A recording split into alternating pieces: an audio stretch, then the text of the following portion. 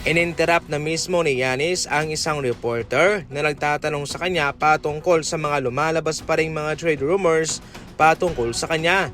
Ayon pa mismo kay Giannis, ito ay disrespectful sa organisasyon, sa coaching staff ng kanyang kupunan at sa kanyang sarili at sa mga taong nagtatrabaho para sa kanya. Hindi naman daw ito nanggaling sa kanya at ito'y nanggaling mismo sa mga taong nais manira sa kanya. Sa mga nagdaang linggo mga idol ay inamin na rin mismo ni Giannis na wala talaga siyang intensyon na umalis sa Milwaukee Bucks. Sa totoo nga ay wala siyang kinausap sa kanyang koponan patungkol dito at puro lang daw mga rumors, mga chismis ang mga ito. Sa kabilang banda ay naglabas na nga rin po ng statement ang Milwaukee Bucks at kanilang pinapaalam ang mga koponan na interesado kay Giannis na ito'y hindi talaga magiging available sa trade market. Mayroong suggestion itong si Skip Bayless sa Spurs na why not coming off the bench na lang daw itong si Wembanyama.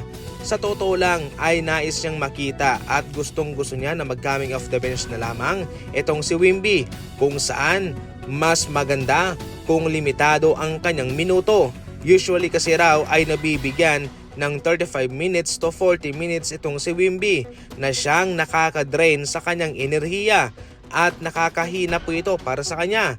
Kaya kung sakaling siya'y ika-coming mo off the bench ay maganda ang kanyang conditioning at mas alisto pa siya, especially sa mga clutch minutes na. Naiintindihan ko ang gusto niyo parating nitong si Skip Bayless para sa Spurs at kay Wembanyama, pero wala siya magagawa sapagkat hindi rin naman talaga ibabangko ng Spurs itong si Wemby. Isang malaking karangalan kung ikaw ay nasa starting lineup, at kaya sa katulad ni Wembanyama na siyang mukha ng Spurs ay dapat nasa starting lineup siya at hindi sa bangko. Naintindihan ko itong sinasabi ni Skip Bayless, pero hindi po ito mangyayari.